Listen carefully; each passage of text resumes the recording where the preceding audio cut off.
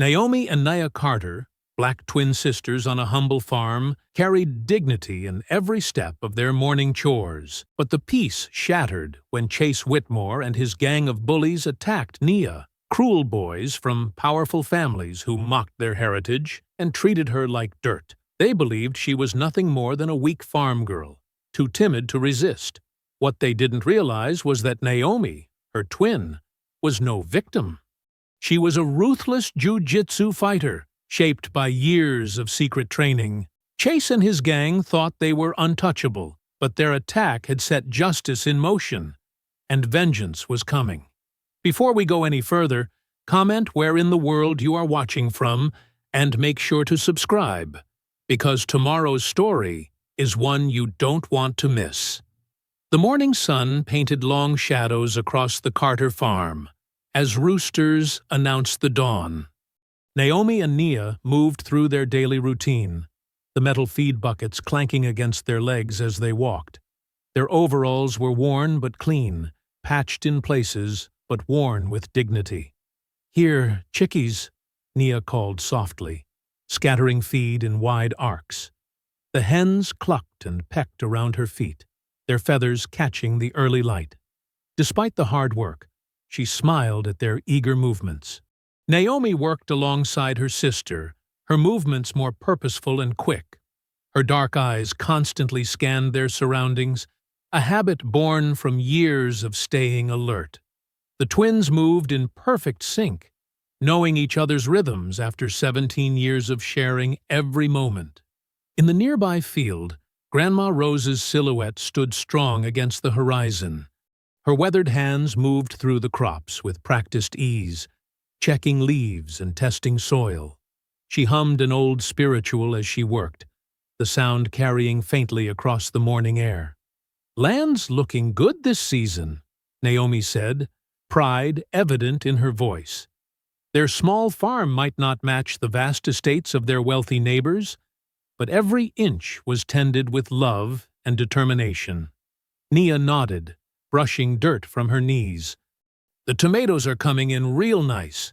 Grandma's special fertilizer mix is working wonders." The peaceful moment shattered as voices carried from the road. Harsh laughter and the rumble of an expensive truck engine broke through the morning quiet. "Hey, farm trash!" Chase Whitmore's voice rang out, full of entitled mockery. "Still playing in the dirt?" Kyle Bennett's deeper voice joined in. "Look at that sad excuse for a farm. My daddy says it's an embarrassment to the whole county." Naomi's hands tightened on her feed bucket, knuckles white against the metal. Her jaw clenched, and Nia could see the muscle working there as her twin fought to contain her anger. "Just ignore them," Nia whispered, touching her sister's arm. "They're not worth it." But Chase wasn't finished. "Better enjoy it while you can. Won't be long before this dump gets what's coming to it." Naomi took a step toward the road, but Grandma Rose's voice cut through the tension. "Girls, these beans need checking." The twins watched as the truck roared past, kicking up dust that settled on their freshly hung laundry. Chase's laughter faded into the distance, leaving behind a bitter taste in the air.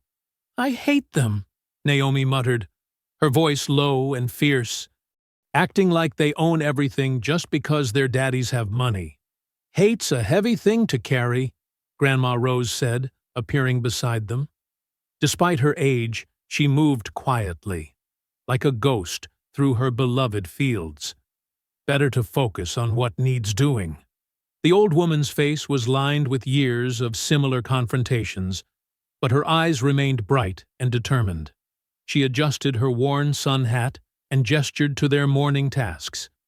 They worked in silence for a while, each lost in their own thoughts. The chickens scratched contentedly, oblivious to the human drama around them. The morning dew dried slowly from the leaves as the sun climbed higher. "The summer squash is ready," Nia said finally, trying to lift the mood. "And those heritage tomatoes you planted, Grandma? They're beautiful." Grandma Rose nodded, satisfaction evident in her smile. Your grandfather would be proud. He always said this land had good bones, just needed the right kind of love. And the right kind of stubborn, Naomi added, managing a small smile despite her lingering anger. They continued their morning tasks, checking the irrigation lines, pulling weeds that dared to sprout overnight, and tending to their small but precious herd of goats. The farm might be modest compared to the sprawling operations around them, but it was theirs, paid for with generations of sweat and determination. As the morning wore on, Nia began gathering vegetables for their regular deliveries to local customers. She selected each piece carefully, arranging them in her grandmother's old delivery basket. Firm tomatoes, crisp lettuce, tender squash, and fragrant herbs. These will make Mrs. Johnson happy, she said, holding up a particularly perfect tomato. She's been waiting for them to come in. Just be quick about the deliveries today, Grandma Rose said, her voice carrying a note of concern that she tried to hide behind practical advice. Heat's coming up strong. Naomi watched her sister prepare the basket, her protective instincts warring with the need to finish her own chores. The morning's confrontation had left her uneasy, but she pushed down her worry. They couldn't let bullies like Chase and Kyle control their lives with fear. Nia hummed softly as she worked, carefully wrapping each bundle of herbs in damp paper to keep them fresh. Her gentle nature showed in how she handled each vegetable, treating their produce with the same care she wished the world would show to their family. The afternoon sun hung heavy in the Georgia sky as Nia made her way back to the barn, her delivery basket lighter after a day of dropping off produce. Sweat beaded on her forehead, and she paused to wipe it away with her sleeve. The old barn's weathered walls offered a promise of shade, and she headed toward it, looking forward to getting out of the heat. The crunch of gravel made her freeze. Through the thick summer air came the sound of multiple footsteps and low laughter.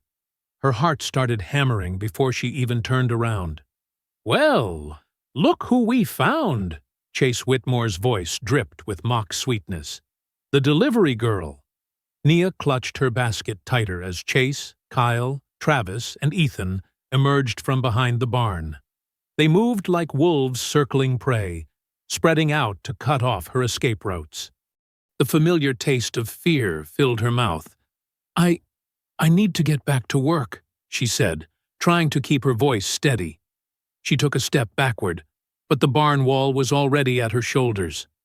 "You need to learn something first," Chase said, closing the distance between them in 2 quick strides. His hand shot out, grabbing a fistful of her shirt. The fabric twisted in his grip as he yanked her forward. "About knowing your place." His face was inches from hers now, eyes bright with cruel enjoyment. "You think you're so special with your organic vegetables and your fancy customers?" He slammed her back against the barn wall. The rough wood scraped through her shirt. "You're nothing but dirty farm trash." Kyle's massive form loomed beside Chase. With a savage grin, he knocked the basket from Nia's hands. The remaining vegetables scattered across the dirt, tomatoes bursting like wounds against the ground. "Oops," he laughed. "Guess nobody's getting their delivery today." "Get your phone out," Travis called to Ethan. "You'll want to record this." Ethan fumbled with his smartphone, nervous energy making his hands shake. But he was grinning too, caught up in the mob mentality of the moment. The camera's lens gleamed in the sunlight as he pointed it at Nia. "Please," Nia whispered. "Just let me go." Chase's response was to shove her harder against the wall. The racial slur he spat made her flinch more than the physical pain. "Shut your mouth. You people need to learn you don't belong here." Travis circled around to her side, his thin face alive with anticipation. "Maybe we should teach her that lesson real good this time." Without warning, his foot shot out, catching Nia in the ribs. The impact drove the air from her lungs. She would have doubled over if Chase hadn't been holding her up. "Again," Chase commanded, and Travis obliged. Each kick sent waves of agony through Nia's body. She tried to protect herself, but Chase kept her pinned. Tears streamed down her face as Travis landed blow after blow. "Make sure you get this," Kyle called to Ethan, who adjusted his camera angle with shaking hands. "This is going to look great online," Ethan said, his laugh high and nervous. The phone's screen captured every moment of Nia's torment. The assault felt endless. When Chase finally released her shirt, Nia crumpled to the ground beside her ruined vegetables. Dirt and bruises covered her clothes, and every breath sent sharp pains through her ribs. Chase crouched down beside her, his voice dropping to a menacing whisper. "Tell your family something for me. This land belongs to real Americans. The sooner you understand that, the better." "Got it all?" Travis asked Ethan, who nodded eagerly, stopping the recording. "Every second," Ethan confirmed, pocketing his phone. His earlier nervousness was replaced with cruel pride. Kyle delivered one final kick to the scattered vegetables. "Thanks for the entertainment, farm girl." Their laughter echoed off the barn walls as they walked away, leaving Nia curled up in the dirt. The sun beat down mercilessly as she tried to catch her breath through the pain. Each sob sent fresh waves of agony through her battered ribs. Time blurred. She wasn't sure how long she lay there before familiar footsteps approached at a run. "Nia!" Naomi's voice cracked with horror. "Oh God, Nia!" Strong hands gently helped her sit up. Through tear-blurred eyes, Nia saw her sister's face transform from shock to rage. Naomi's hands trembled as they brushed dirt from Nia's face. "Who did this?" Naomi's voice was deadly quiet. "Tell me who did this to you." Nia could only shake her head, sobs racking her body. The pain from her ribs made it hard to speak. Around them, the ruined vegetables lay like casualties in the afternoon sun. Naomi pulled her sister close, careful of her injuries. But beneath the gentleness of her touch, Nia could feel the fury radiating from her twin's body.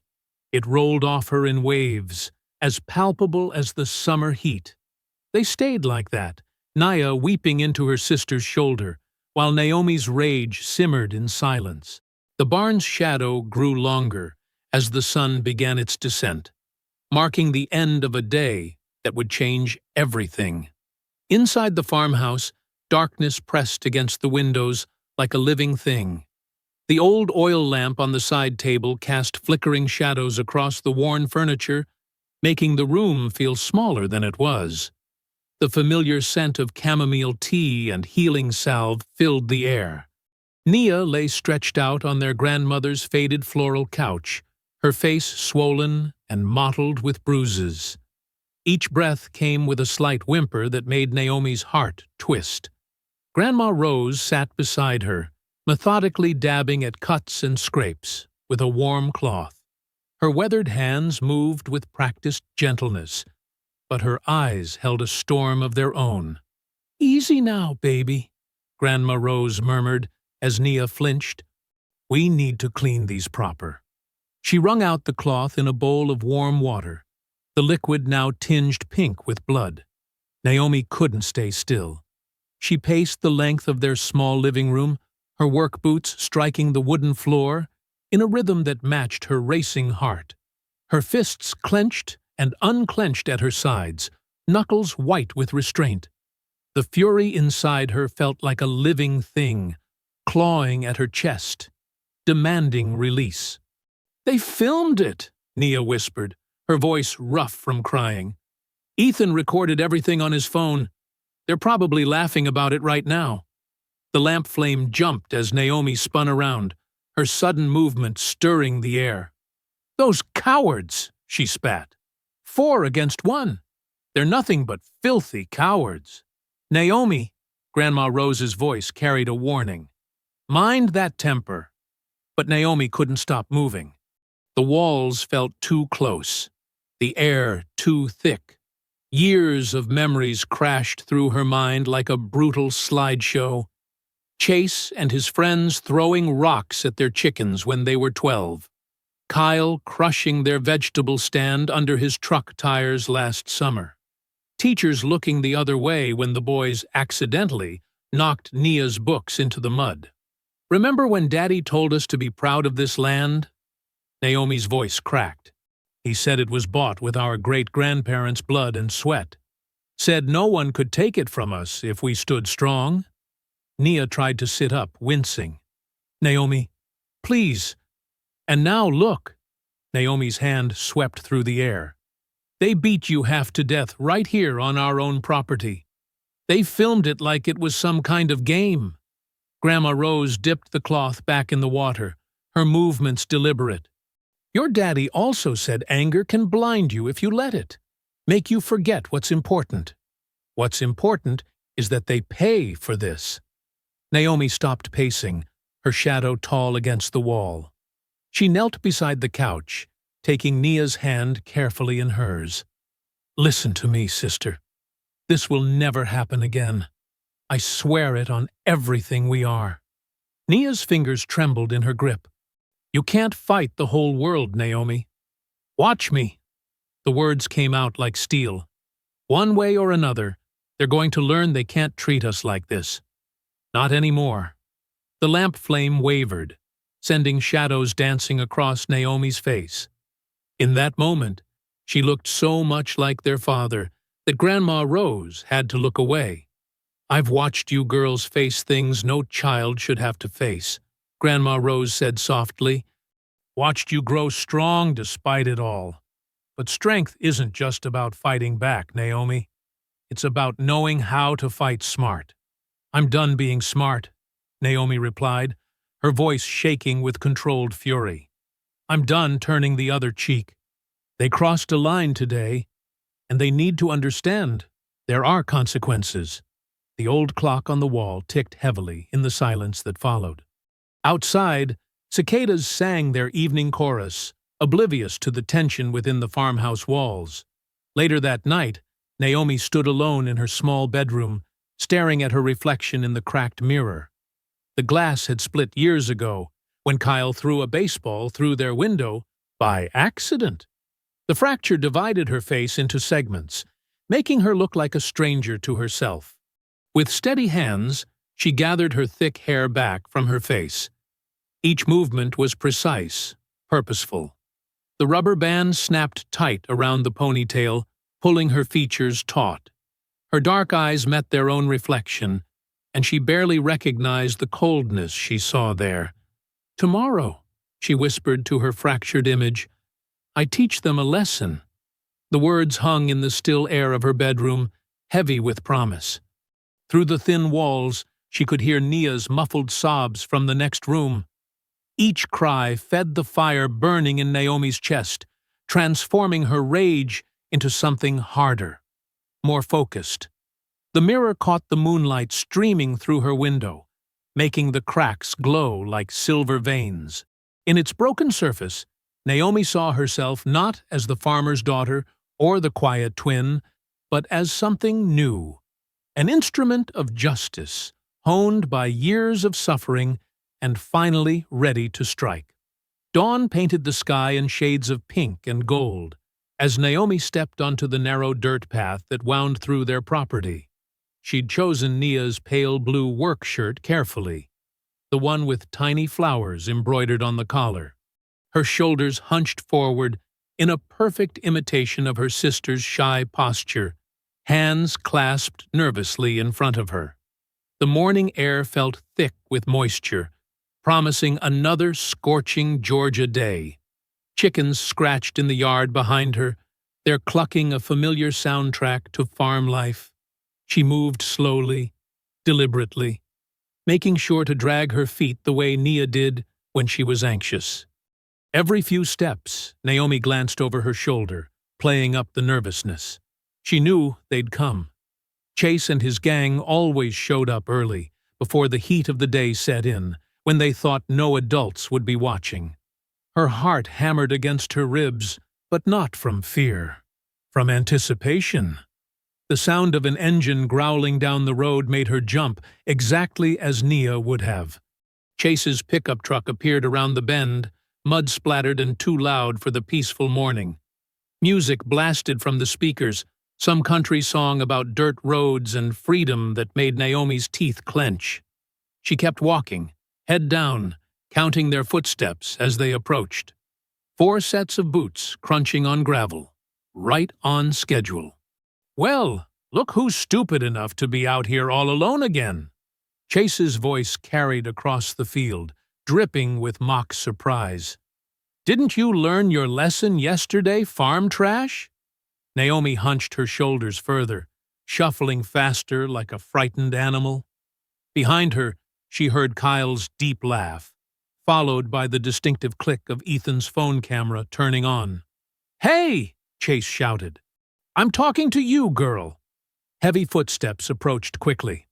Naomi fought every instinct that screamed at her to turn and fight. Instead, she let Chase grab her shoulder, spinning her around roughly. "Look at me when I'm talking to you," he snarled, his face inches from hers. His breath smelled like stale cigarettes and the coffee he probably stole from his daddy's kitchen. Naomi kept her eyes down, letting her lower lip tremble. She could see Kyle and Travis flanking Chase, their shadows stretching long across the dirt path. Ethan hung back, phone held high, already recording. "Maybe she needs another reminder about respect," Kyle suggested, cracking his knuckles. His varsity football jacket stretched tight across his shoulders, a symbol of the privilege that made him feel untouchable. Chase's fingers dug into her arm. "You know what? I think you're right." He shoved her backward, making her stumble. "Seems like yesterday's lesson didn't stick." "Please," Naomi whispered, using Nia's soft voice. "Just let me go." That made them laugh harder. Travis, who'd been quiet until now, stepped forward to give her a sharp poke in the ribs, right where they'd kicked Nia yesterday. "Your sister around?" he asked, looking toward the farmhouse. "Maybe she'd like to join the fun this time." Naomi let a whimper escape, feeding their cruel excitement. She could see Ethan adjusting his camera angle, making sure to catch every moment of what they thought would be another easy victory. "Got nothing smart to say today?" Chase taunted, circling her like a shark. "No big sister to hide behind." Kyle moved faster than his size suggested, shoving Naomi hard from behind. She let herself fall, landing face first in the mud. The impact split her lip against her teeth, and she tasted blood. "Look at that!" Kyle hooted. "She's already crying." Naomi stayed down, shoulders shaking as if with sobs. Mud seeped through Nia's shirt, cold against her skin. She felt boots surround her, heard the click of Ethan's phone getting a closer shot. "Not so proud now, are you?" Chase's voice came from above. "This is what happens when you forget your place." Someone spat, the glob landing inches from her face. Naomi pressed her forehead into the dirt, letting red drops from her split lip fall onto the mud. Her hands clenched in the soil, but she forced them to relax. "Not yet. Let them get closer. Let them think they'd broken her completely." "Maybe we should help her up," Travis suggested with fake concern. "You know, show her how nice we can be."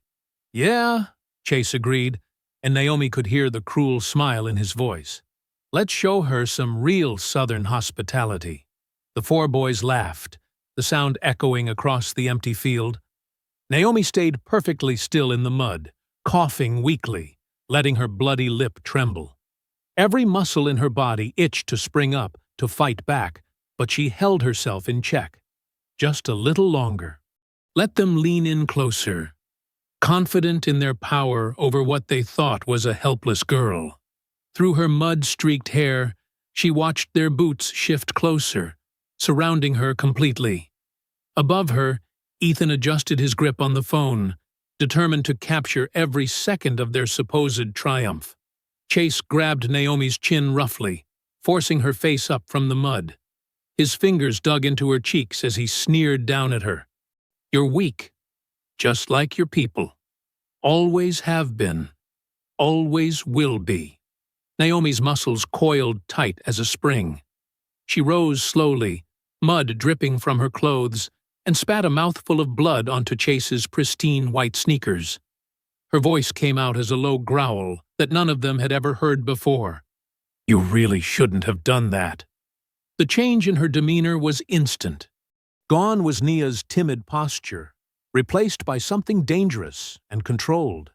Her eyes, no longer downcast, blazed with cold fury. The transformation made them hesitate, confusion flickering across their faces. Kyle recovered first, his massive frame launching forward with a roar. "You little—" Naomi moved like lightning. She stepped into his charge, gripped his extended arm, and used his own momentum to send him flying. Kyle's feet left the ground completely. He crashed onto his back with a heavy thud that knocked every bit of air from his lungs. He lay there gasping like a beached fish, eyes wide with shock. "What the hell?" Travis scrambled backward, grabbing a loose fence board from the ground. He swung it wild and clumsy, but Naomi was already moving. She ducked under the board easily, stepped inside his guard, and trapped his arm against her body. With one smooth motion, she twisted and drove her hip into him. Travis yelped as his feet left the ground.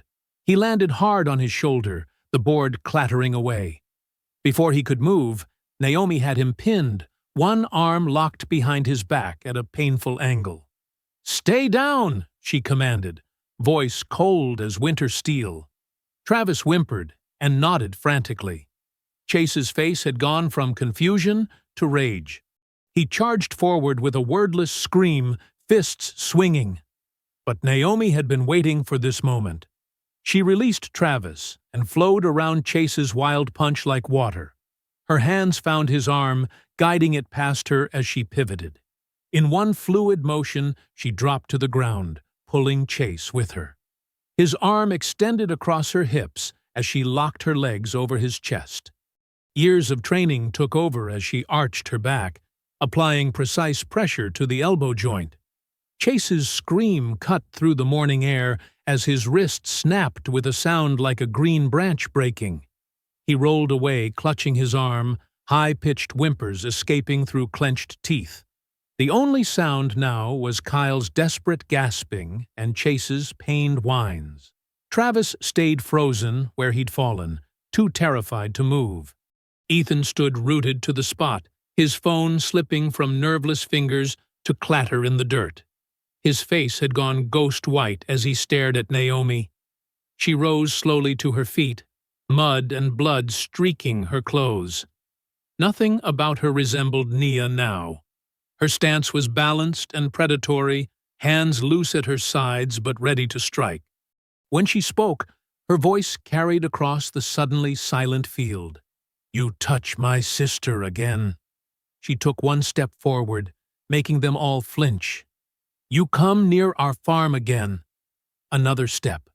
"And you'll either crawl out of here." Her eyes locked onto each of them in turn, burning with promised violence. "Or I'll bury you here." The threat hung in the air like summer lightning. For a long moment, nobody moved. Then Kyle managed to roll onto his hands and knees, sucking in ragged breaths. Travis scrambled backward like a crab, eyes never leaving Naomi. Chase cradled his broken wrist, tears streaming down his face. Ethan was the first to run, abandoning his phone in the dirt. The others followed in a stumbling rush, supporting Chase as they fled. Their boots kicked up dust as they raced for the truck, all previous bravado shattered. Naomi watched them go, standing tall in the morning sun. Her split lip throbbed, and bruises were already forming where they'd struck her, but satisfaction burned bright in her chest. Behind her, the chickens had resumed their peaceful clucking, as if nothing extraordinary had happened at all. The engine of Chase's truck roared to life. Tires spun in the gravel as they peeled away, leaving only a cloud of dust and Ethan's abandoned phone as evidence they'd been there at all. The phone still recorded, its lens capturing nothing now but the sky and the silent aftermath of justice served. Naomi felt her hands trembling, not from fear but from the release of tension. Every move she'd made had been precise, each technique perfectly executed, just as she'd practiced countless times in secret. Years of training, hidden from everyone except her grandmother, had finally served their purpose. She stretched her shoulders, feeling muscles burn from the exertion. The taste of blood was still sharp in her mouth, but it tasted like victory now. Around her, the farm seemed to exhale, as if the land itself approved of what had just happened. The sun was setting behind the Carter farmhouse, painting the sky in deep oranges and purples. Naomi sat at the kitchen table, holding a cold cloth to her swollen lip, while Nia carefully picked bits of dried mud from her sister's hair. Grandma Rose stirred a pot of stew on the old stove, the familiar scent of comfort food filling the warm kitchen. "You did what needed doing," Grandma Rose said quietly, not turning around. "Just like your daddy would have." The crunch of tires on gravel made them all freeze. Through the window, they could see two deputy cruisers rolling up the dirt driveway, their headlights cutting through the gathering dusk. Behind them, a glossy black truck followed, Mr. Whitmore's vehicle, impossible to mistake. "Stay calm," Grandma Rose commanded, wiping her hands on her apron. "Let me do the talking." Heavy boots stomped up the porch steps. The knock that followed was more like a punch against the wooden door. Grandma Rose opened it to find Deputies Miller and Hayes standing there, their faces set in stern masks. "Evening, Mrs. Carter," Deputy Miller said, not quite meeting her eyes. "We've got some business to discuss." "Then discuss it," Grandma Rose replied, her voice level but cold as January frost. Deputy Hayes thrust a stack of papers forward.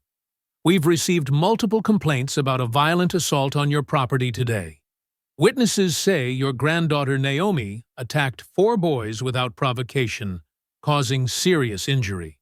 Behind them, Mr. Whitmore emerged from his truck, his expensive boots crunching on gravel as he approached. He stood back, arms crossed, watching the scene unfold with obvious satisfaction. "That's not what happened," Nia started to say, but Grandma Rose held up a hand to silence her. "Those boys have been harassing my girls for months," Grandma Rose said. "They beat my granddaughter Nia yesterday, left her bloody and bruised." "Where were you then?" Deputy Miller shifted uncomfortably. "No report was filed." "Because we know you wouldn't do anything about it," Naomi cut in, standing up from the table. "Just like you never do." "Watch your tone, girl," Deputy Hayes warned. He pulled out another set of papers. "We've also received notice of multiple zoning violations on this property. Improper fence placement, unauthorized structure modifications, failure to maintain proper drainage systems." The list went on, each violation more ridiculous than the last. Naomi's hands clenched into fists as she recognized the game being played. This wasn't about justice. It was about power. Mr. Whitmore finally stepped forward, his expensive suit out of place in the farmhouse doorway. "Now, Rose," he said, his voice dripping false concern. "You know this kind of behavior can't go unchecked. Those boys come from good families. One of them has a broken wrist. Might affect his college baseball scholarship." "Should have thought about that before they came looking for trouble," Grandma Rose replied. Mr. Whitmore's smile never reached his eyes. "This land's been nothing but trouble since your family got hold of it. Might be time to consider selling. I could make you a fair offer. Enough to move somewhere more suitable." The insult hung in the air like poison. Naomi took a step forward, but Nia caught her arm, holding her back. "We're not going anywhere," Grandma Rose said firmly. "This land is ours, paid for in full with 40 years of sweat and sacrifice." Mr. Whitmore's smile turned cold. "Your kind never wins, Rose. You ought to know that by now. The sooner you accept it, the easier things will be." He nodded to the deputies, who left the stack of papers on the kitchen table. As they turned to leave, Deputy Hayes added, "We'll be watching this property closely. Any more incidents, and there will be arrests. The screen door slammed behind them. Through the window, they watched the vehicles pull away, their taillights disappearing into the growing darkness. For a long moment, nobody moved. Finally, Grandma Rose picked up the stack of notices. Her hands trembled slightly as she read through them, her expression growing darker with each page. The kitchen was silent except for the soft bubbling of the forgotten stew. With sudden force, she slammed the papers down on the table, making both girls jump. 40 years, she said, her voice tight with anger. 40 years we've worked this land. Your grandfather cleared it with his own hands. Your daddy was born in this very house. She looked at her granddaughters, steel in her gaze. And now they think they can chase us off with paper threats and false charges. She smoothed the crumpled notices with trembling fingers. This is just the beginning, girls. They won't stop here. They'll keep coming, keep pushing, keep trying to break us down. That's how they've always done it. The kitchen fell silent again, broken only by the soft tick of the old clock on the wall and the distant song of crickets. Through the window, their land stretched out into the darkness. The fields their family had worked for generations, the barn their grandfather had built, the trees their father had climbed as a boy. Everything they were, everything they had fought to keep, was now under threat. The morning sun beat down on Main Street as Naomi and Nia walked toward Hartwell High School. Their shoes clicked against the cracked sidewalk, echoing off the old brick buildings that lined both sides of the street. Every few steps, Naomi noticed people staring, whispering behind their hands. Outside Thompson's grocery, Mrs. Jenkins and her friend huddled near the produce display, their voices carrying clearly across the morning air. Those Carter girls were always trouble, Mrs. Jenkins said, shaking her head. Violence never solved anything. Her friend nodded vigorously. Did you hear what she did to poor Chase? His mama says he might lose his scholarship. Nia's shoulders hunched forward, but Naomi walked taller, her chin lifted. As they passed Miller's hardware store, old Mr. Miller actually tipped his hat to them, something he'd never done before. Inside the diner, they could see through the large window as Tommy Chen's father gripped his son's shoulder, pointing at Naomi with something like pride in his eyes. The Chens had faced their own share of harassment from Chase's crowd. "Look at them all," Nia whispered, "talking about us like we're characters in some story." "Let them talk," Naomi replied, but her voice wavered slightly. The weight of all those eyes felt heavier than any punch she'd taken. As they approached the school, the whispers grew louder, more direct. A group of white students near the flagpole stepped back as they passed, like Naomi was some kind of dangerous animal. But Marcus Washington and his friends, who usually kept their distance, gave her subtle nods of respect. "Heard you gave those boys exactly what they deserved," an elderly black man called from his porch, his voice carrying across the street. "About time somebody did." Inside the school hallway, the divide was even more apparent. Students clustered in tight groups, conversations dying as the sisters passed. Some looked afraid, others admiring, but nobody seemed neutral anymore. "Thug," someone coughed into their hand as Naomi passed. "Hero," another whispered from behind a locker door. Nia grabbed Naomi's arm. "Maybe we should have stayed home today. And let them think they scared us away?" Naomi shook her head. "No chance." They headed toward their first class, English with Mrs. Delgado. The teacher stood at her door as always, greeting students. When she saw the Carter twins, something flickered in her eyes, concern mixed with determination. "Girls," she said quietly, "could you stay after class? I need to discuss your essays." During class, Mrs. Delgado taught as usual, but Naomi caught her glancing their way more than usual. When the bell rang and other students filed out, she closed the door and pulled down the shade. "I heard what happened," she said, her voice low and urgent. "Both times. The attack on Nia and what followed. Naomi tensed, ready for another lecture about violence not being the answer. But Mrs. Delgado surprised her by pulling a thick manila folder from her desk drawer. Those boys, Chase, Kyle, and their friends, they've been bullying students for years, she said, placing the folder on Naomi's desk. I've documented every incident I've witnessed or had reported to me. Dates, times, witnesses. The school board has ignored every complaint. Naomi's hands trembled as she opened the folder. Inside were dozens of handwritten accounts, emails, even photographs of injuries and vandalism.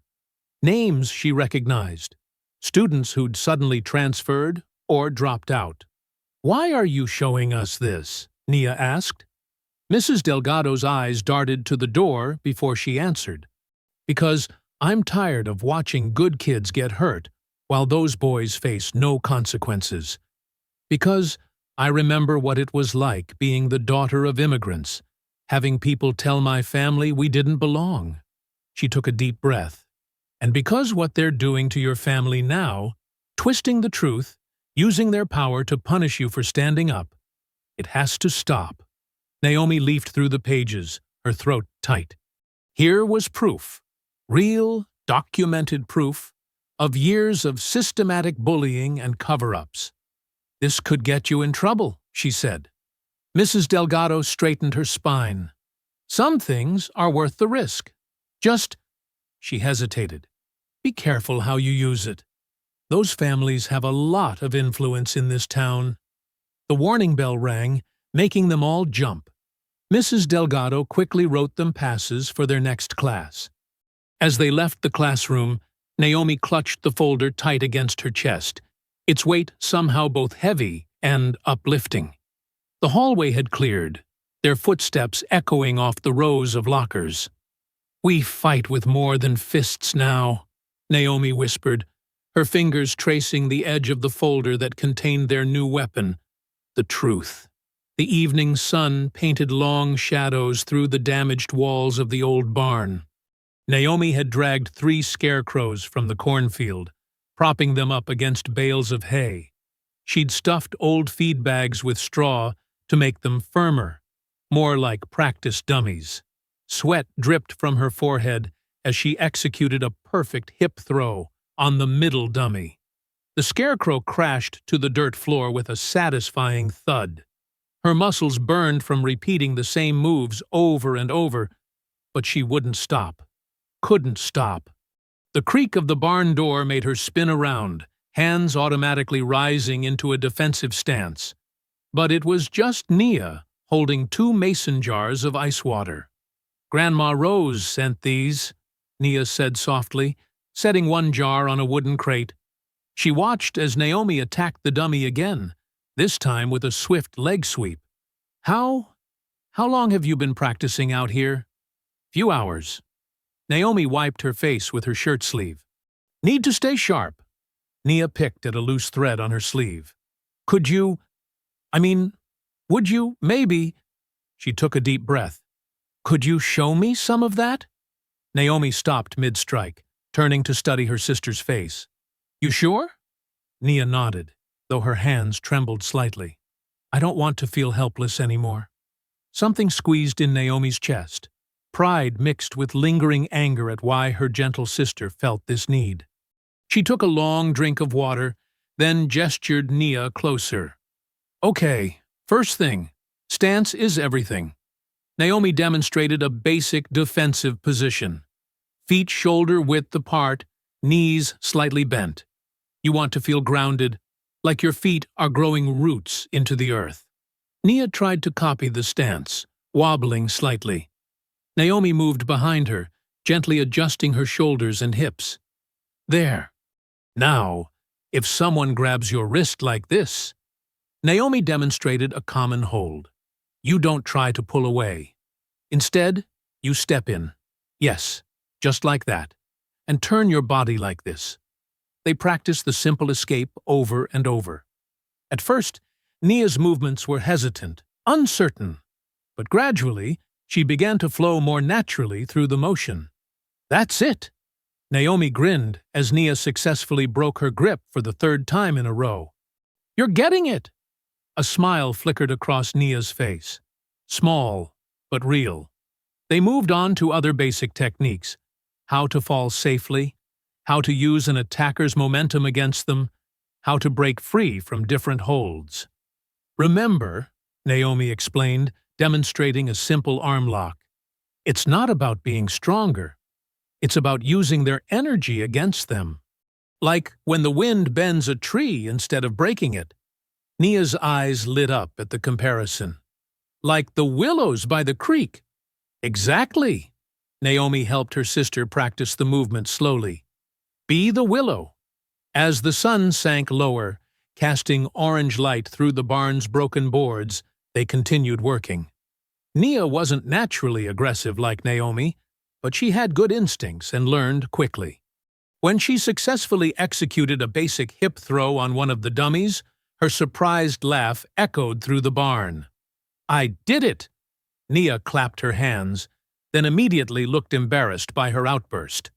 "Do it again," Naomi encouraged, feeling her heart lift at the sound of her sister's laughter. Something she hadn't heard since the attack. Nia's second throw wasn't as clean, sending her stumbling into a pile of hay. Instead of getting frustrated, she burst into giggles. Naomi couldn't help joining in, and soon both sisters were laughing so hard they had to sit down. "Your face when you fell," Naomi wheezed, clutching her sides. "You should see your hair." Nia pointed at Naomi's head, where pieces of straw stuck out at odd angles.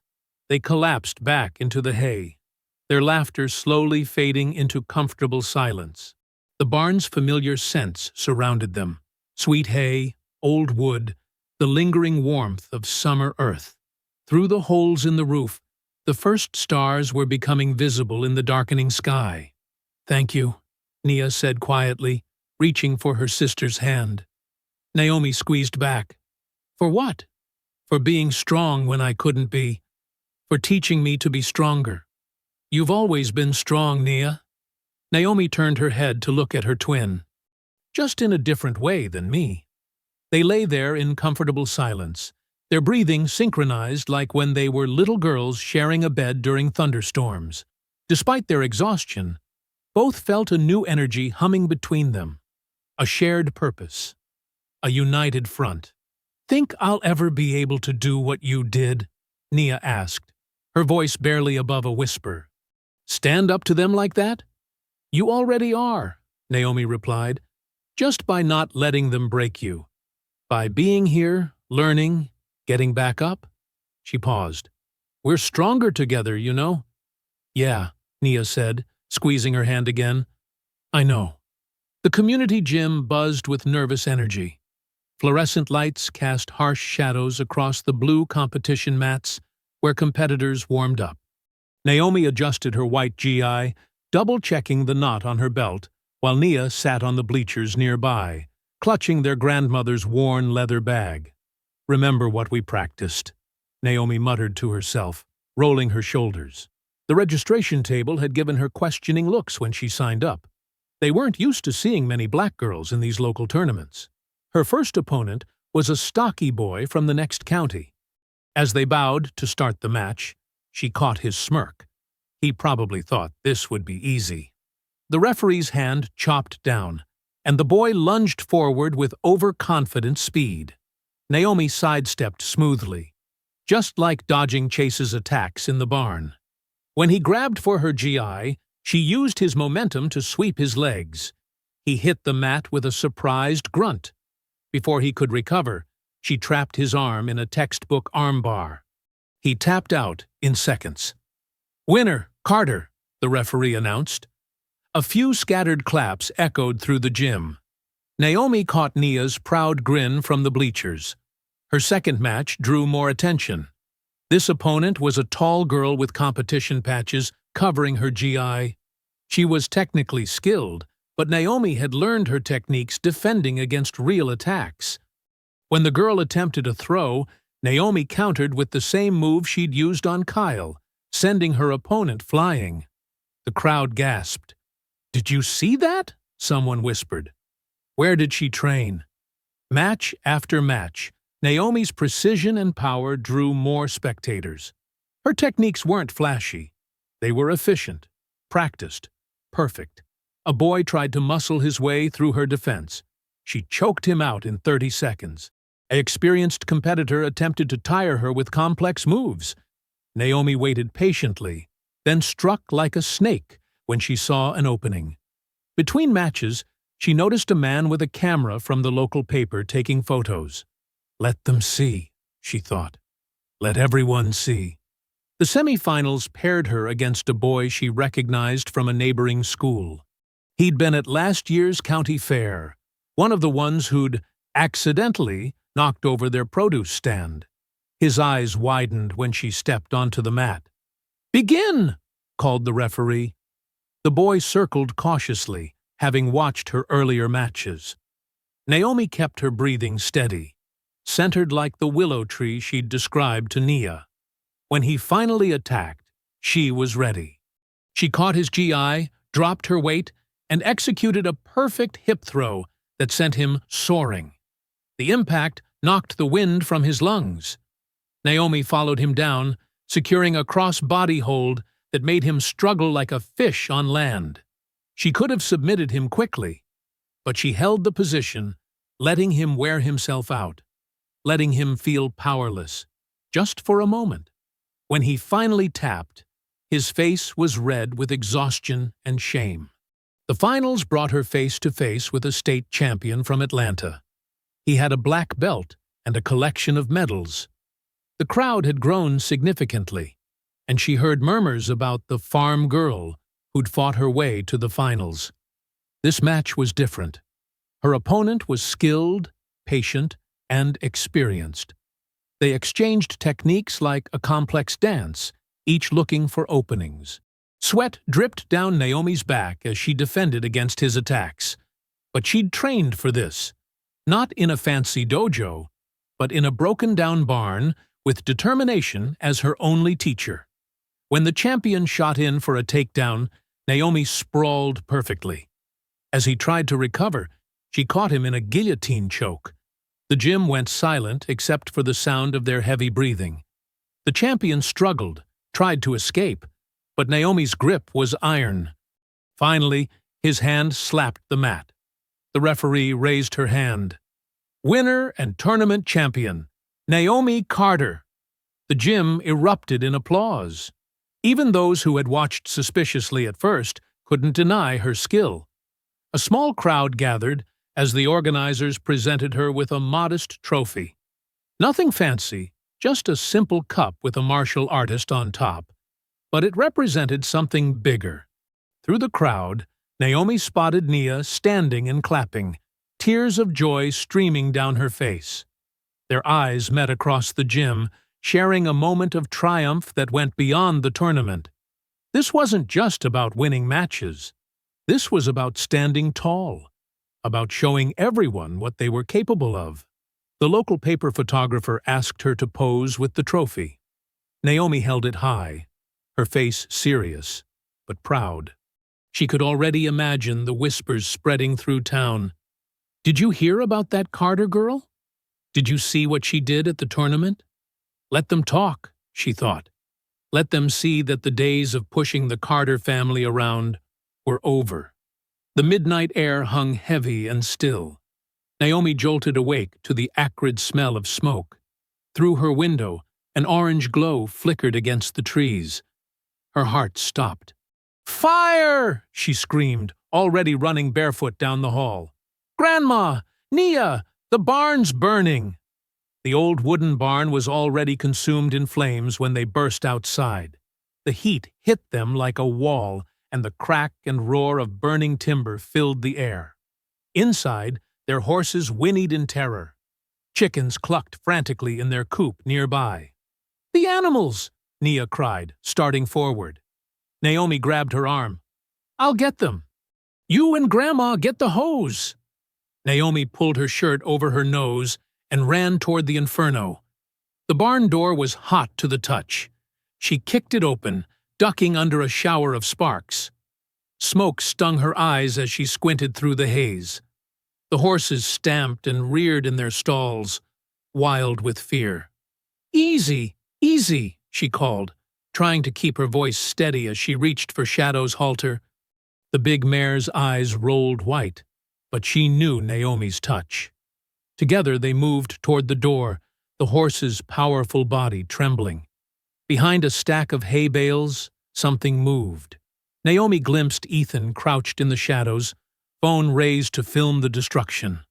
Their eyes met through the smoke. His face went pale. "What are you—" she started, but a beam cracked overhead. "Get out! Now!" Ethan scrambled past her into the night. Naomi turned back for the second horse.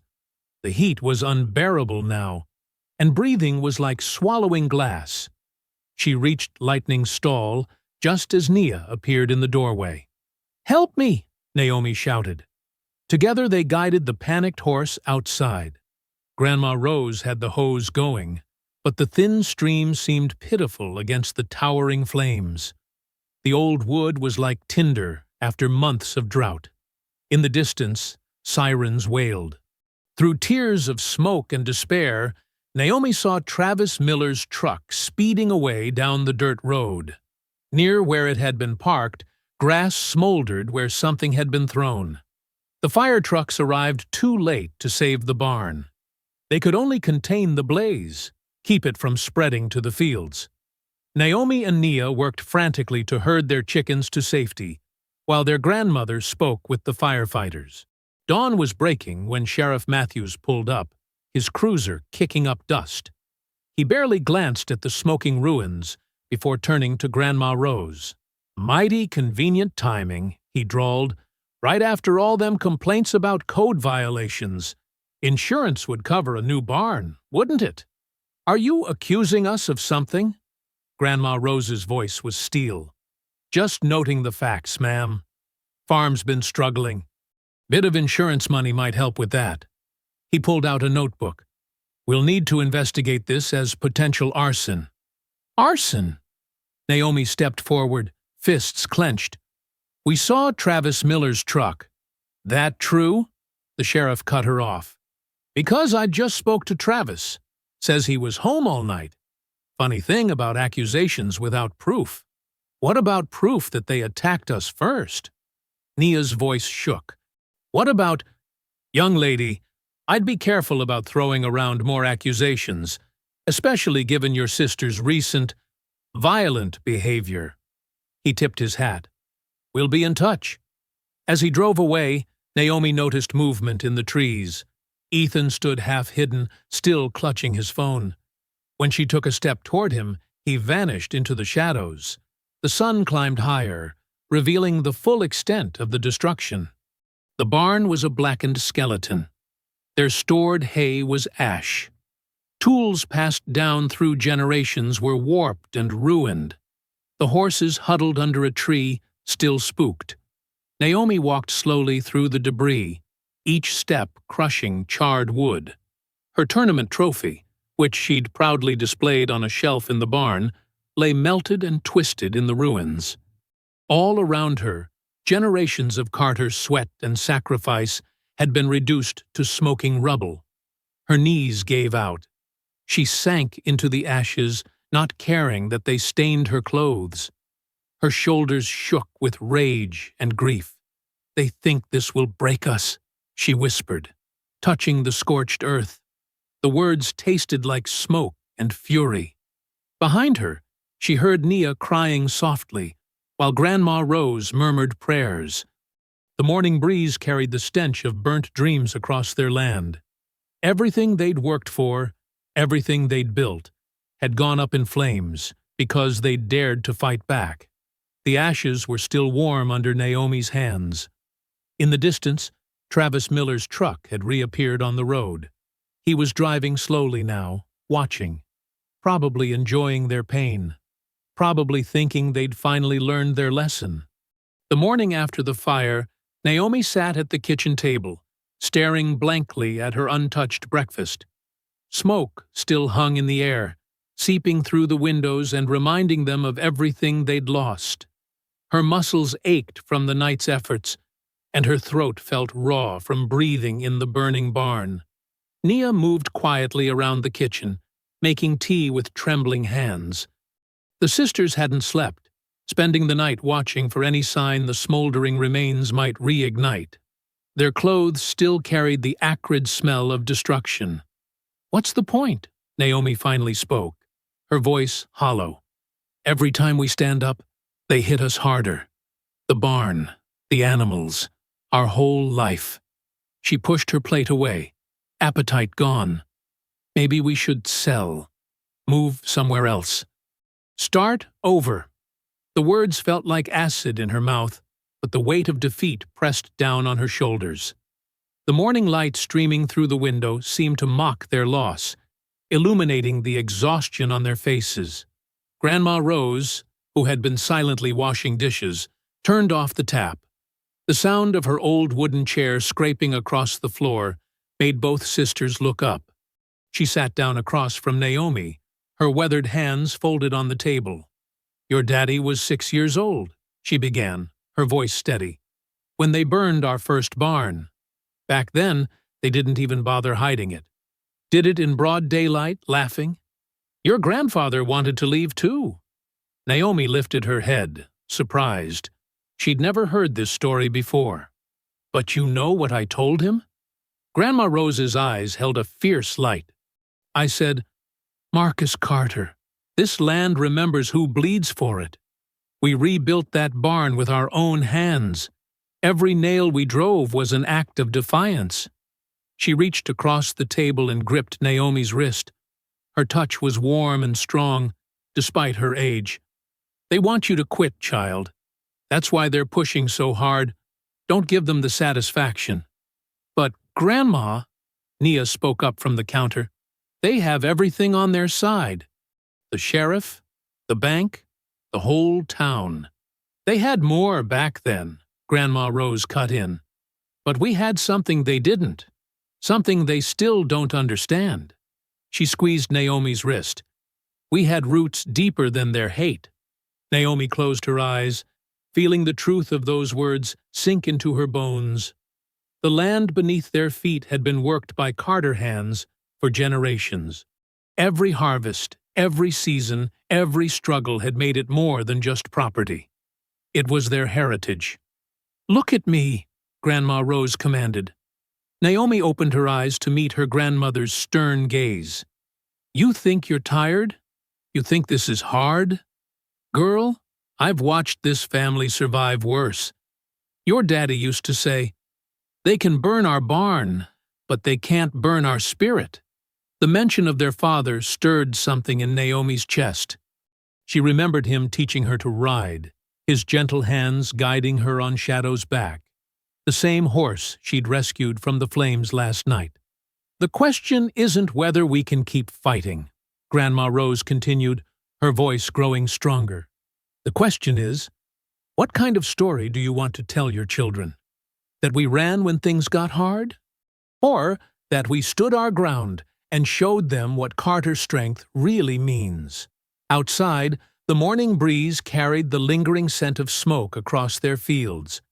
But mixed with it was the smell of earth, of growing things, of life that persisted despite everything. Naomi pushed back her chair and walked to the window. The barn's blackened skeleton stood against the sky, a stark reminder of their enemies' hatred. But around it, their land stretched out, green and defiant. The crops they'd planted still reached for the sun. The chickens they'd saved pecked in the yard. Even in destruction, life continued. "They think burning our barn will make us disappear," Grandma Rose said behind her. "Prove them wrong." Naomi walked outside, her bare feet touching the dew-damp grass. She made her way to the barn's remains, where ash still coated everything like dirty snow. Kneeling, she pressed her hands into the charred soil. It was still warm, still alive beneath the surface. "Not yet," she muttered, fingers curling into the earth. The words came out stronger than she expected, carrying the weight of generations of Carters who had refused to be driven from their land. "Not yet." Nia stood in their shared bedroom, staring at Ethan's cracked smartphone she'd retrieved from behind the barn hay bales. She'd spotted it that morning while helping clean up, half buried in straw, where he'd dropped it during Naomi's ambush. Her fingers trembled as she pressed the power button. The screen flickered to life, no password required. Typical Ethan carelessness. "Naomi," she called softly. "Come look at this." Her sister appeared in the doorway, still brushing dirt from her hands. The morning's despair had hardened into something else. Something stronger, after Grandma Rose's words. Naomi crossed the room, her footsteps heavy on the old wooden floor. "What is it?" "Ethan's phone. From when—" Nia swallowed hard. "From when you fought them." They sat together on Nia's bed, the worn quilt crinkling beneath them. The gallery app opened to reveal dozens of videos, organized by date. Nia's stomach churned as she recognized the thumbnail of the first one, her own terrified face from days ago. "Should we?" She hesitated, finger hovering over the play button. Naomi's jaw tightened. "We need to see everything they recorded." The first video started playing, and Nia flinched at the sound of her own screams mixing with their laughter. Chase's face loomed large in the frame as he grabbed her shirt, his words clear and cruel. "Know your place, farm trash." The racial slurs that followed made both sisters wince.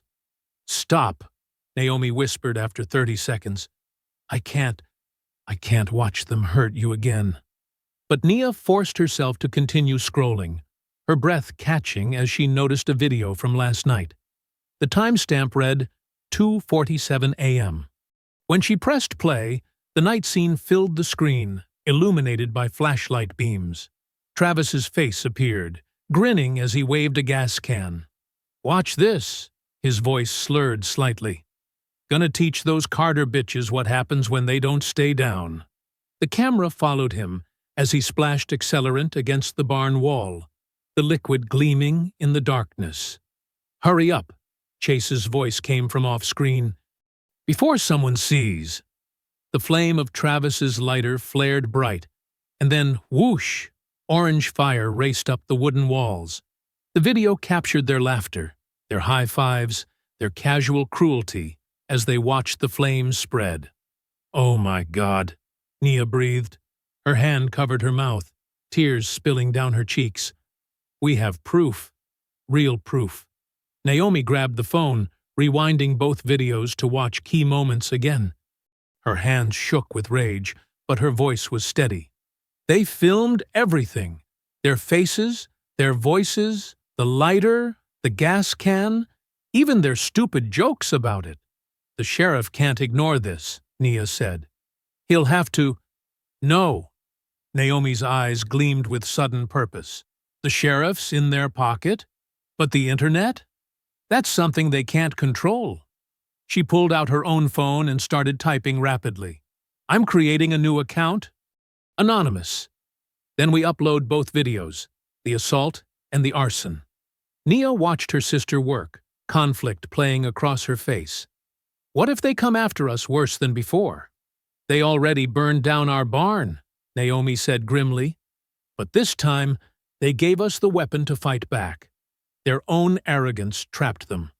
The upload screen appeared. 2 videos, ready to share with the world. Naomi's finger hovered over the button, trembling slightly, not with fear, but with the weight of what this would unleash. "Do it," Nia whispered, gripping her sister's free hand. "Show everyone who they really are." Naomi took a deep breath and pressed share. The progress bar began to fill. 10%, 25%, 50%. The sisters sat in tense silence, watching the numbers climb. 75%, 90%, 100%. The videos were live. The morning sun had barely cleared the horizon when the first news van pulled up to the Carter farm. Naomi watched from the kitchen window, coffee cup frozen halfway to her lips, as a reporter and cameraman stepped carefully around the muddy driveway. Her phone buzzed constantly. thousands of notifications from the videos that had spread like wildfire overnight. "They're here already," Nia said softly, joining her sister at the window. Dark circles under her eyes revealed her sleepless nights spent monitoring the growing online storm. 100,000 shares, Naomi muttered, glancing at her phone again. And that's just on the first platform. More vehicles appeared on their rural road. Cars with news station logos, vans packed with people holding signs, trucks driven by neighbors who had never before dared to show support. The quiet farm had become the eye of a sudden hurricane of attention. Mrs. Delgado's ancient pickup truck rattled up the drive, its bed loaded with casseroles and paper bags full of groceries. Behind her came the Washingtons from 3 farms over, carrying tools and building supplies. Then the Rodriguezes with more food, and the Johnsons with lumber for the barn. Grandma Rose opened the screen door, her voice carrying clear across the yard. "Well, don't just stand there gawking. If you're here to help, there's work to be done." The morning unfolded in a blur of activity. Naomi moved between interviews, telling their story again and again while neighbors worked around them, clearing debris and starting repairs on the barn. Her phone kept buzzing. Calls from national news networks, messages from activist groups offering support, and notifications of online fundraisers springing up in their name. "The videos have over 1 million views now," a young reporter from Atlanta told her, holding up his tablet. "People are demanding action from local authorities. What do you think about the response?" Before Naomi could answer, a commotion erupted at the edge of their property. Sheriff Matthews's patrol car had arrived, and he looked distinctly uncomfortable facing the wall of cameras suddenly turned his way. "Care to comment on why no arrests have been made?" someone shouted. "Despite clear video evidence of hate crimes?" The sheriff tugged at his collar, sweat visible on his forehead despite the cool morning. "We're conducting a thorough investigation." "Into which crime?" another voice called out. "The assault or the arson? Because we've all seen both videos now." Naomi watched from the porch as the sheriff retreated to his car, followed by a barrage of questions and cameras. It felt surreal, like watching justice finally catch up, one uncomfortable question at a time. Inside, Nia sat at their kitchen table with a representative from the Southern Poverty Law Center, sharing documentation of years of harassment. Their grandmother moved between clusters of neighbors, directing repair efforts and accepting covered dishes with graceful thanks. By afternoon, the crowd had grown larger. Local black church groups arrived with lunch for everyone. White families, who had previously stayed silent, now stood openly alongside them, hammers and saws in hand. The weight of fear that had pressed down on the Carter farm for generations seemed to lift slightly, broken by the simple act of truth exposed. A young woman from CNN requested one final interview as the sun began to set. The golden light caught the fresh sawdust in the air around the barn frame, where the community's work had already begun to erase the fire's destruction. "Your video post has sparked a national conversation," the reporter said, adjusting her microphone. "About racism, about justice, about rural communities. What do you hope comes from all this attention?" Naomi looked around slowly, at her sister standing tall despite her healing bruises, at their grandmother directing volunteers with fierce pride, at neighbors finally united in purpose. She thought about Chase's broken wrist, about Travis's smirking face in the firelight, about years of slurs and threats and damaged property. She turned back to the reporter, her voice steady and clear. "Justice. Could you elaborate on that?" "Justice isn't just about punishment," Naomi continued. "It's about change, real change. So no other family has to teach their children to endure hatred. So no other sister has to learn to fight just to protect her own." She gestured to the bustling farm around them. "Look at all these people working together now. That's what our community should have been all along. That's what justice looks like." The reporter nodded, visibly moved. Behind her, another truck pulled up, loaded with donated supplies. More hands reaching out to help, more voices refusing to stay silent. Naomi felt Nia's arm slip around her waist, their grandmother's weathered hand on her shoulder. Together they faced the cameras, the growing crowd, the future rushing toward them like a cleansing storm. The truth was out now, carried on millions of shares and clicks and voices saying, "Enough." And it all started with a dropped phone in the hay. The county courthouse buzzed like an angry hive. Every wooden bench creaked under the weight of spectators, with more people standing shoulder to shoulder along the walls. The air felt thick with tension, made worse by the late summer heat seeping through the tall windows. Naomi sat between Nia and Grandma Rose in the front row, her back straight as steel.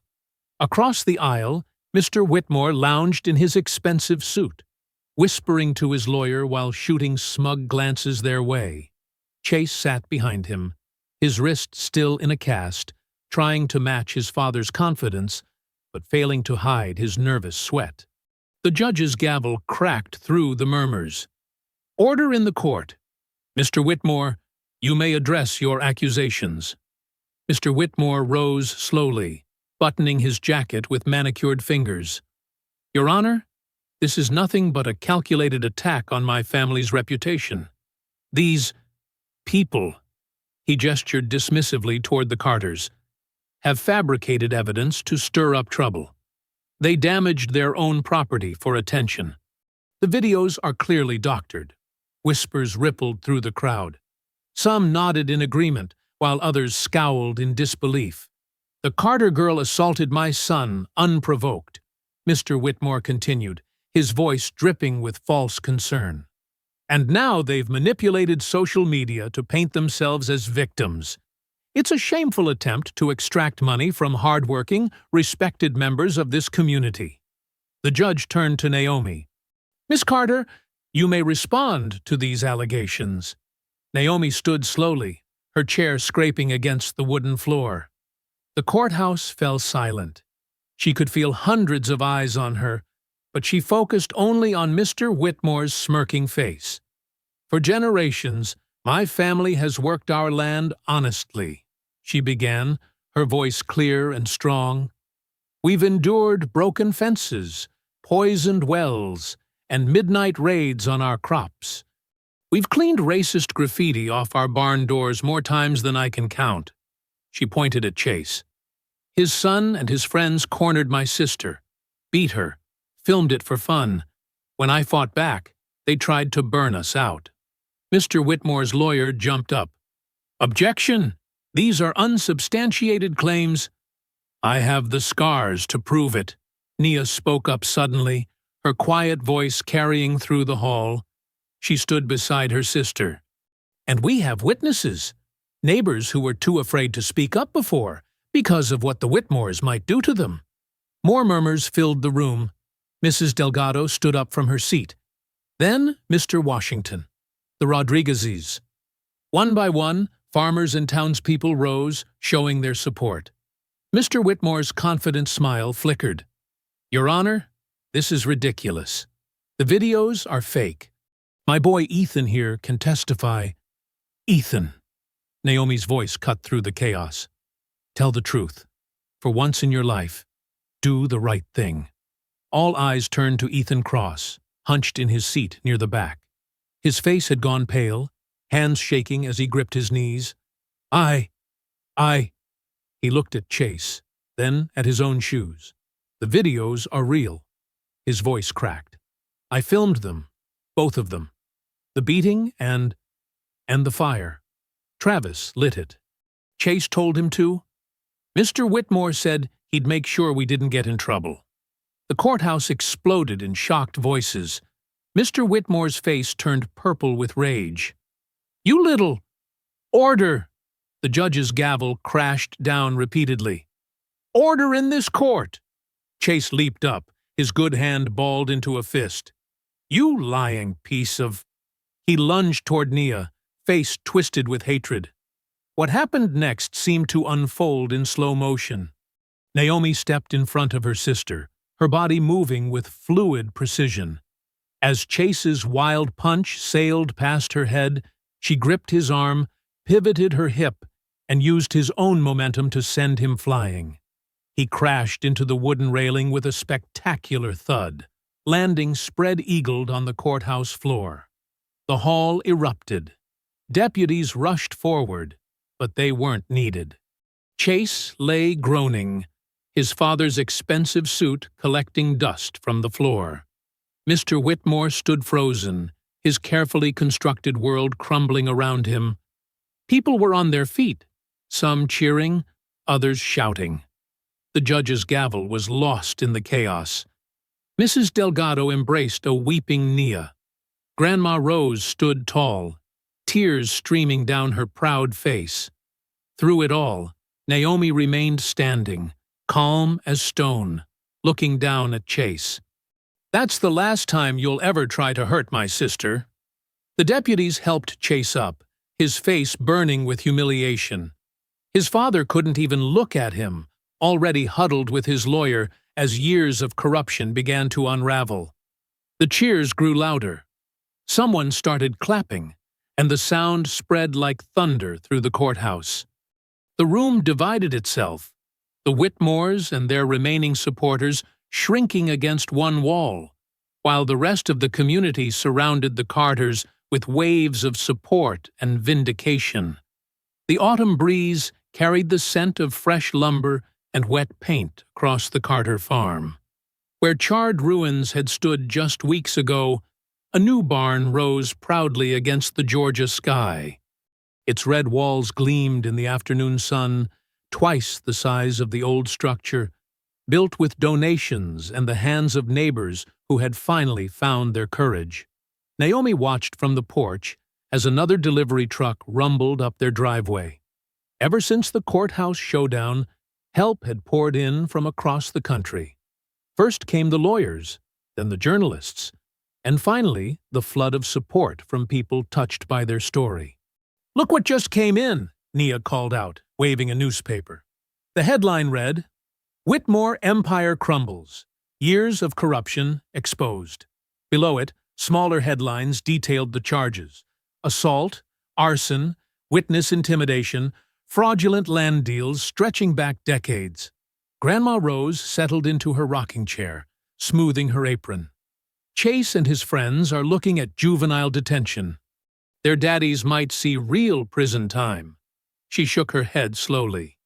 The Lord works in mysterious ways. The investigation had uncovered everything: missing permits, buried environmental violations, bribes paid to look the other way, while black farmers were harassed off their land. Mr. Whitmore's smug smile had finally cracked when the FBI arrived with boxes of evidence. "Mrs. Rodriguez says they're seizing the Whitmore properties," Nia said, settling beside her sister on the porch steps. "All that stolen land, going back to the families they forced out." Naomi nodded, remembering faces from the courthouse, neighbors who had lost everything to the Whitmores' greed. Now they were returning, justice in hand at last. The community was healing, rebuilding itself alongside the Carters' barn. Inside the new structure, modern equipment hummed. A shiny tractor, donated by a farming collective, stood ready for the spring planting. The chicken coop had doubled in size, and solar panels gleamed on the roof. Even the farmhouse had gotten a fresh coat of paint, its worn boards replaced, its foundation strengthened. "Never thought I'd see the day," Grandma Rose mused, her eyes distant. "When your daddy was a boy, we couldn't even get a loan to fix the roof. Now look at us." She gestured to the transformed farm. "All because you girls refused to back down." Nia squeezed her sister's hand. The bruises had faded, but the memories remained, both the painful ones and the triumphant. The video of Chase's courthouse takedown had gone viral, making Naomi a symbol of resistance. But it was Nia's quiet strength, speaking truth to power, that had truly turned the tide. As evening approached, they walked the property together. The autumn sun painted everything in gold, from the new fence posts to the freshly tilled fields. Where the old barn had burned, rich soil waited for spring. Life would grow here again, stronger than before. "Remember what you told me that night?" Nia asked, kneeling to touch the earth. "After they hurt me? You said they'd pay." Naomi crouched beside her sister. "Never thought it would happen like this. I was ready to fight with my fists forever." "Sometimes justice needs both," Grandma Rose said, joining them. "The strength to stand up and the patience to stand firm." She pulled a packet of seeds from her pocket. Their heritage vegetables, saved through generations of Carter women. Tomorrow, they would plant these seeds in the fertile soil, continuing a tradition older than the hatred they'd faced. But tonight, they simply stood together, watching the sun paint the sky in fierce colors above their reborn land. The lights of distant farms twinkled on, including homes where black families were returning, reclaiming land stolen decades ago. The community was transforming, like a forest after fire, growing back stronger and more diverse than before. In the new barn, the evening crew, local teenagers earning fair wages, finished their work. Their laughter drifted across the property, a sound that would have been unimaginable just months ago. The Carter farm had become a symbol of change, a beacon of hope. "Daddy would be proud," Naomi whispered, more to herself than anyone else.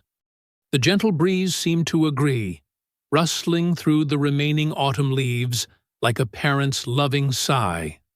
As the last rays of sun painted the horizon, Grandma Rose gathered her granddaughters close. They stood at the edge of their fields, where the earth waited for tomorrow's planting. The rich Georgia soil, dark and fertile, held promises of new beginnings. Dawn would bring another day of work, of healing, of growth. Seeds would sink into welcoming earth, and the cycle would begin again. But this time, the Carter farm would flourish without fear, without the shadow of hatred darkening its borders. Naomi picked up a handful of soil, letting it sift through her fingers. The same land that had absorbed their tears now promised a future bright with possibility.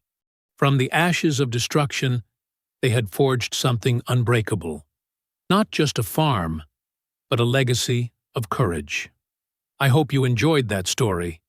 Please share it with your friends and subscribe so that you do not miss out on the next one. In the meantime, I have handpicked 2 stories for you that I think you will enjoy. Have a great day.